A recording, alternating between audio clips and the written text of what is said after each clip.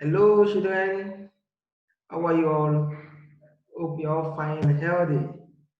I welcome you all to that wonderful virtual teaching learning process.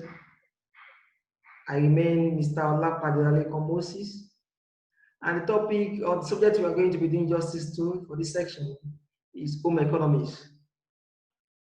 And before we move to the topic we have for this section, I would like us to quickly go through what we did in our last section, which has to do with pests and parasites of farm animals. Don't forget we discussed that the pest refers to what? To creatures that cause nuisance to animals, people, plants, mention it. So whatever creature that is causing nuisance to people, that's causing havoc, that's causing harm to people, to animals, is what we know as what? As pests. As what? As pests. And we said parasite are what? Are organisms that lives in or on another organism. That is, they are animals, they are organisms rather, that lives in or on other organisms. Is that taken out? They live inside of other organisms and they likewise feed on them.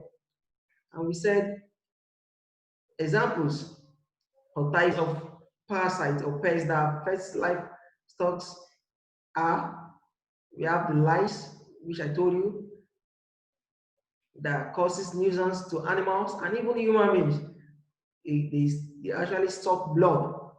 They feed on our blood through the hairs of our head, isn't it? Yes. And we have horse flies, we have sheep cats, all these parasites feed on our bloods, on the bloods of livestock. They feed on them for survival. Is that taken out? Good. Now, those pests and parasites that causes havoc to our livestock is what brings us into today's topic. There is a kind of link between that topic and the topic we are having for this section, which is control of pests and parasites in farm animals. That is, how can we control those pests and parasites causing havoc in all of our farm animals? We are going to be discussing how we can do justice to that during the course of this lesson. But before then, let's quickly look into the lesson's objective. Here they said, at the end of the lesson, the pupils should be able to A, that is, do what? Explain the various ways of controlling pests and parasites in farm animals. Again, explain the various ways of controlling pests and parasites in farm animals. How can we control pests and parasites in farm animals? We're going to be looking into that during the course of this virtual teaching learning process. Now, the first thing we're going to look at is the subtopic which says how to control pests and parasites in farm animals. How do we control it? These are the ways of controlling pests and parasites in farm animals. The first thing is what? Because do not forget that what topic implies is things to do. That's the main thing we are looking at here. The things to do in order for you to control these pests and parasites. Things to do to control what? These pests and what? And parasites. The first one is what? Clearing of the breeding places. Bushy surroundings should be cleared and other medium that harbor pests and parasites should be removed. This is very essential for insect pests like tetanus fly. Good. What this is saying is that we should endeavor to always clear all of these bushy surroundings. We should clear them. Ensure that we clear them and make sure that they are always low. Is that taken out? Because these are breeding places for these pests and parasites. So if you want to control them, you have to clear all these places. You have to clear other medium that harbor pests and parasites. That is where they live, where they stay. These pests, where they can harbor. When all those places that used to harbor them, where they used to hide themselves, you have to clear those places. Is that taken out? So if you want your animals to be safe from these pests and parasites, you have to clear all of these places, these hidden places.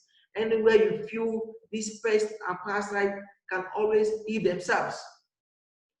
Please do that. Clear the bush around you. Ensure that the environment is always clean. Is that taken now? It's always cleared and what and clean. Good. Another way to control this pest and parasite is what? Application of chemicals on the host. Application of chemicals on the host. The application of certain compounds on the host will be capable of preventing the vectors or pests from getting access to it. What this implies is that you apply chemicals to these animals. You know what I'm saying now? You apply what? Chemicals to these animals. You pour chemicals on them. That's what they mean by that. So to say, you pour what? You pour these chemicals on them, on their skin.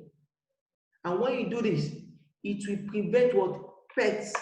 It will prevent vectors, pests, from what? From getting access to them. Because whenever they come, when they come to them and they perceive that there's chemical on their body, they cannot penetrate. They cannot have their way in. It's just like the chemical will serve like a roadblock, a kind of obstacle for those pests to enter those animals. Is that taken now? So that's another method of what? Of controlling pests and what? And parasites. You put chemical on the body of these animals to avoid pests and vectors entering into them. Is that taken out? Good. The third one says application of chemicals to kill the parasites. Application of what? Of chemicals to kill the parasite. The other one was saying that we should apply chemicals on them to prevent these parasites from entering into them. Is that also? But this one is saying that the parasites are already on them. So now, when parasites are already on the animal, most especially these ectoparasites, they say ectoparasites like ticks and lice are controlled in this way. This ectoparasite refers to parasite that stays on the animals. They do not enter into the animal. They call them ectoparasite. Any parasite that stays on the animal, that is on the skin of the animal, are called what? Ectoparasites. The ones that enter into them are what we call endoparasites. There is a difference between endo and ecto. Endoparasites are the one that enters into them, while ectoparasites are the one that lives on the parasite, on the animal. Don't forget when we were defining parasite, we said they are organisms that stays or lives on or in. So those ones that lives on are called ectoparasites, while those ones that lives in are called endoparasites. So now we are talking about ectoparasites here, that is the ones that lives on the animals. So you can apply chemicals on the body of these animals by what? Thereby killing this parasite. When you notice that the animals is having this parasite on them already, so you apply chemical on them, you flush them. You flush them with this chemical to ensure that you kill all of these parasites. You can actually do this by either spraying these animals or putting these animals inside of these chemicals. You can see the diagram. This is water that contains chemicals that can kill parasites. So the animals are being dipped into the water. Can you see there? Can you see that now? You see the animal being dipped into what? Into the water, into the chemical to kill what? To kill the parasites. So if there is any parasite on this animal, as this animal has been dipped into the water now or into the chemical, the parasite will die definitely. We die. That's just it. We definitely die. So don't forget the first one was applying this chemical on the animals to prevent parasites from getting to them. The second one says applying chemicals on the parasite themselves, on the body of these animals. That is, you apply chemicals on the body of these animals to kill the parasite on their body. Is that now? Good. The fourth one says apply the chemicals directly on the vectors, on the parasite. Here, the habitat of the vector is located. The vector may be sprayed with the chemical. Vector refers to this parasite, this pest. Is that taken out? So here the habitat of the vector is located. The vector may be sprayed with the chemical. Their breeding places may be sprayed with the chemicals too.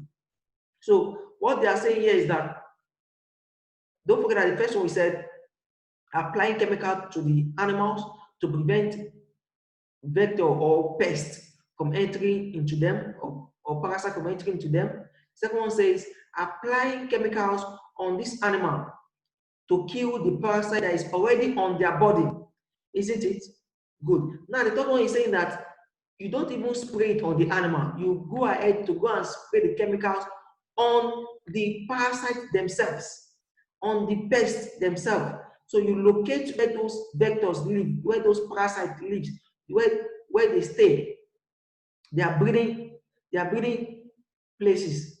Then you go there to go and spray it with chemicals. When you spray the place with chemical, they all die. Because if you're able to locate any breeding place of the parasite or the vector or pest, they die. Is that taken out? So these are some of the ways of controlling pests and parasites in farm animals. Application of chemicals either to the animal's body to kill the parasite, or applying the chemicals to the animal's body to prevent the parasite from entering into them, or applying the chemicals to the parasite themselves, locating where the parasite live, locating their habitat, that is where they live. Is that taken out? Good. And the last but not the least is biological control. The biological control. This method is effective for some ectoparasites, that is parasite that lives outside or on the animal. It involves using other animals to control pests by allowing these animals to eat up the pest before getting to their host. E.g., allowing dogs to eat up snails, which serve as secondary hosts for the liver fluke. What this implies is that biological control refers to a method that has to do with you allowing animals, your livestock animal, from eating the pets. This time around, you're not even applying chemicals. That again, you're not applying chemicals. So you allow even the animals that are in your possession to eat up this pest before the pest can get into their host. Don't forget their host refers to the animals.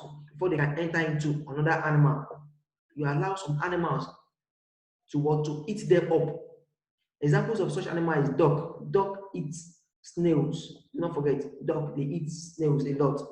And don't forget that these snails actually serve as secondary hosts for liver fluke. What this implies is that liver fluke lives inside of these snails as a secondary host.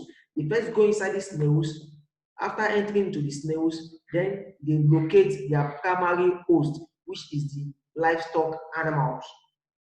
So before this live fluke get to the livestock you are caring for, or the ones you have in your possession, you allow the dog to eat them up, to eat up the snails. Because if they don't eat up those snails, when those live fluke, the liver fluke inside of those snails, when they live, they go into what? They go into their primary host, which is the livestock animals. So you avoid them entering into those livestock animals by allowing the dog to eat up the snails. Is that taken out? That's what we refer to as biological control, allowing your animals or livestock to eat up this pest. Is that taken out? Good. Now, in summary, is that we should always control pests and parasites in our farm animals to avoid economical loss. What do we mean by economical loss? To avoid those animals dying untimely, dying prematurely. And if they die, you know what that means? You lose money. That's economic loss. You lose a lot of money because you could have sold this animal to get money. You could have manufactured or produced milk in large scale, honey, produce all those things that you can make money from. But if you don't control these pests and parasites, they will not allow you to make money from these animals. How? Because they will not make these animals to grow well and they will die prematurely, thereby losing a lot of money. Is that taken out? Good. So these are some of the things we need to do to what? To control the pests and parasite disturbing our farm animals. Is that taken out? Good. Now they said list and explain 4 major ways of controlling pests and parasites in farm animals. So we should list and explain 4 major ways of what? Of controlling pests and parasites in farm animals. It is very, very germane that at the end of this discussion, you all should be able to what? To explain 4 major ways of what? Of controlling pests and parasites. I listed so many of them to us, like about 4 of them or 5 we discussed. The addition of what we say we clear, you must first clear the surroundings. The second one says application of chemicals to the host, that is to the animals, to what? To avoid parasites from entering into them. Second one says application of chemicals to what? To the animals, to kill the parasites that are already what? On the animals. The third one said what? Application of chemicals to the parasite directly, to the vectors, to the parasite, by locating their habitat, where they stay, where they gang up, where they breed. Is that taken out? Good. And another one, which is the last one we discussed, was the biological control, allowing your livestock, other animals, to eat the pets, to eat what? The pest. Is that taken out? Allowing other animal, your livestock, to what? To eat all the what? The pest. Is that taken out? Good. I hope with this explanation, you all understand what it means to, or how to control the pest and parasite that disturbs our livestock, isn't it? Please avoid losing your livestock to pest and parasite. It is very dangerous economically. It is not good because you lose a lot of money if you fail to want to control these parasites and pests that cause havoc to our farm animals. I hope once again you understood the lesson. Please, please, please, as I've always told you, ensure to study hard for your upcoming tests and exams. And also, this is a very delicate period, a very critical one for that matter. Ensure you wash your hands regularly with soap and water. And in the absence of this, you can as well use an alcohol-based sanitizer. Please ensure you do this every 20 minutes. May God save us from this pandemic in Jesus' name. I remain my humble self, Mr. Olapade Olalekan Moses. Till we see you again. Bye for now.